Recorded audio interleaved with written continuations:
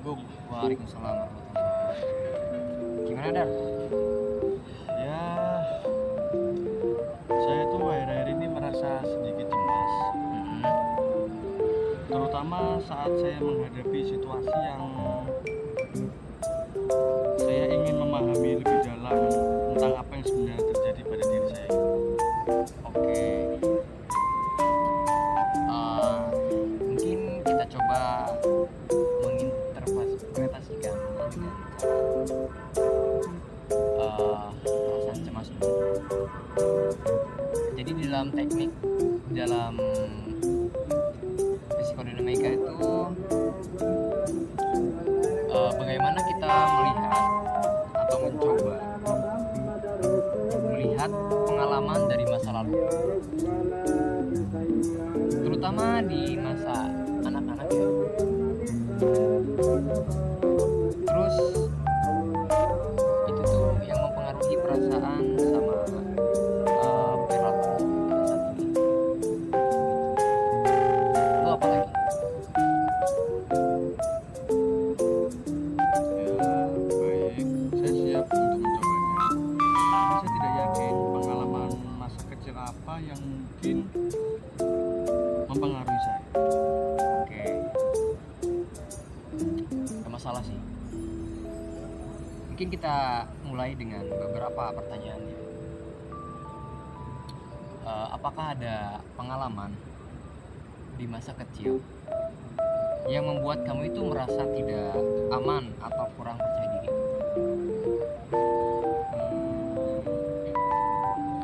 Saya ingat ketika saya kecil, saya tuh sering merasa diabaikan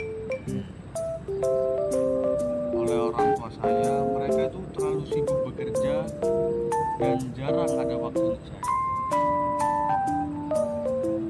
Oke. Oke, mengerti. Mungkin pengalaman seperti itu bisa meningkatkan bekas yang dalam ya. Nah, di dalam teori psikodinamika ini, perasaan yang diabaikan ini bisa mempengaruhi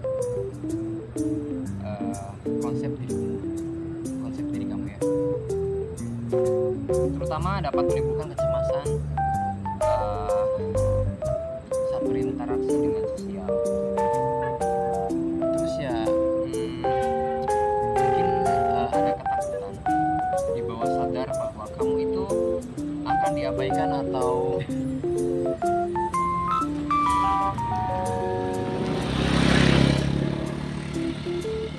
Gimana mungkin?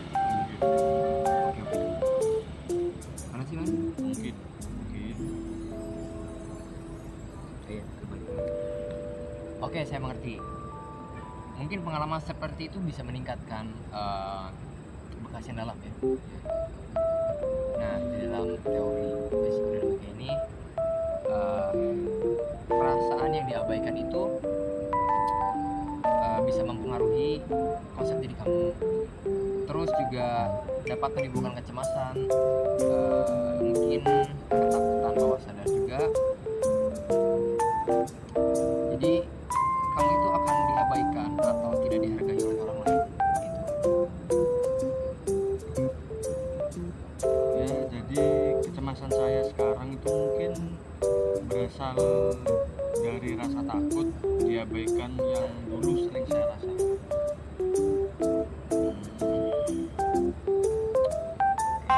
Berarti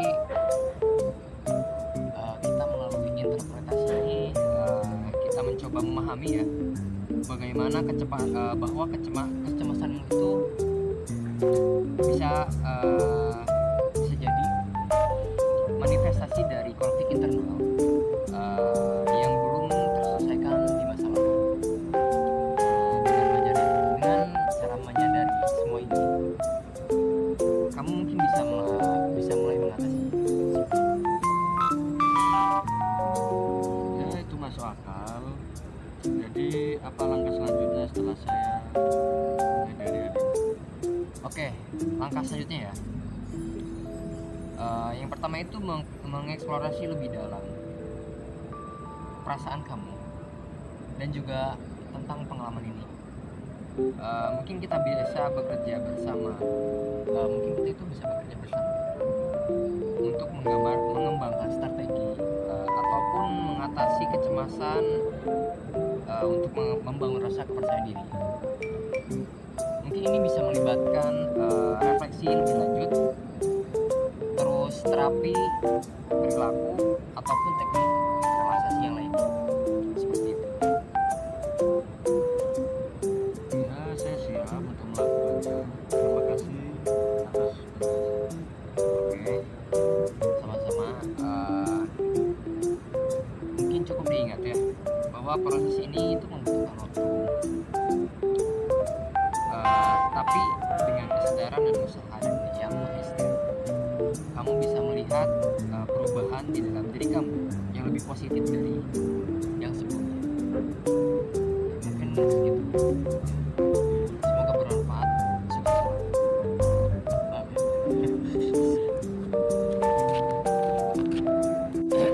Coba dulu nih.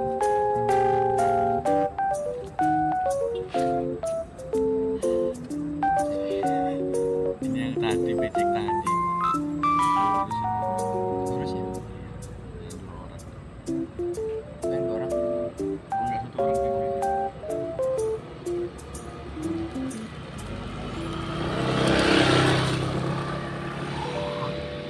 Udah dimulai kan?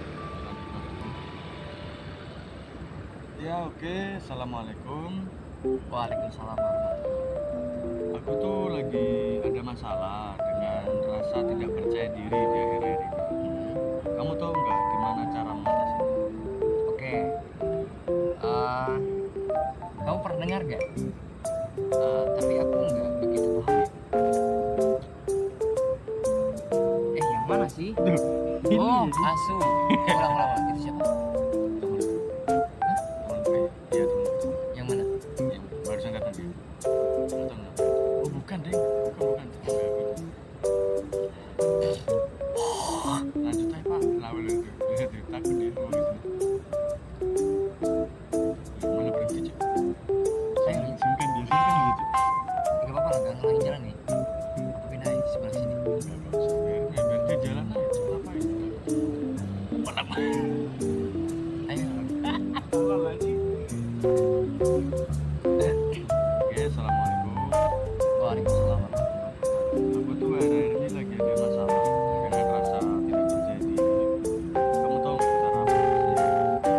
Mungkin kamu bisa dengan cara pendekatan holistik ya. Apa kamu pernah dengar tentang teori humanistik di dalam psikologi? Pernah sih, Oke. cuman aku nggak begitu paham. Mungkin bisa dijelasin. Oke, jadi teori humanistik ini berfokus pada pengembangan diri dan potensi individu. Nah, jadi menurut teori ini itu setiap orang memiliki kemampuan untuk tumbuh dan menjadi versi terbaik diri mereka sendiri. Salah satu tokohnya itu adalah Carl Rogers ya. Nah, dia itu yang punya konsep terapi yang berpusat pada klien. Gitu. Bagaimana cara terapinya? Oke, bagaimana cara terapinya? Mungkin ya gini. Jadi Carl Rogers itu menyarankan bahwa untuk menyelesaikan masalah ya, yang terpenting itu untuk menciptakan lingkungan yang bisa mendukung dengan menunjukkan keasliannya, terus penerimaan tanpa syarat dan empati. Misalnya itu dalam kasusmu ya, kamu perlu menerima dirimu apa adanya, terus juga memahami bahwa kamu juga punya potensi untuk berkembang. Oke, jadi saya harus sendiri atau ada syarat? Bagaimana caranya? Oke. Kamu bisa melalui dengan mengenali dan menerima perasaanmu tanpa menghakimi. Misalnya itu contohnya itu seperti ketika merasa tidak percaya diri ya. Mungkin yang kamu lakukan itu akui perasaan itu dan pahami bahwa itu adalah bagian dari dirimu saat itu. Kemudian cobalah untuk memahami penyebabnya itu dengan penuh empati. Oke, tapi bagaimana dengan keaslian? Apa yang dimaksud dengan konteks ini tuh? Keaslian itu berarti kamu harus jujur pada diri kamu sendiri, tentang perasaan dan pikiranmu sendiri. Jangan sampai berusaha menjadi seseorang yang bukan diri kamu hanya untuk menyenangkan orang lain. Perlu diingat itu ya. Mungkin jadilah seseorang atau diri sendiri atau pribadi sendiri yang sebenarnya itu dapat dihargai sama perasaan kamu sendiri.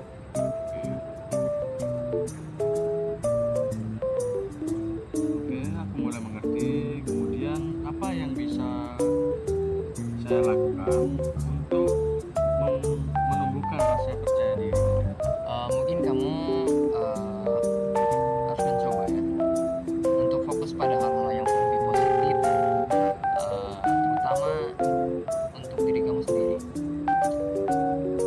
dan lebih fokus pada hal-hal yang sudah kamu capai. Jadi kamu tinggal buat daftar prestasi kecil ya yang sudah kamu raih atau yang sudah kamu lalui.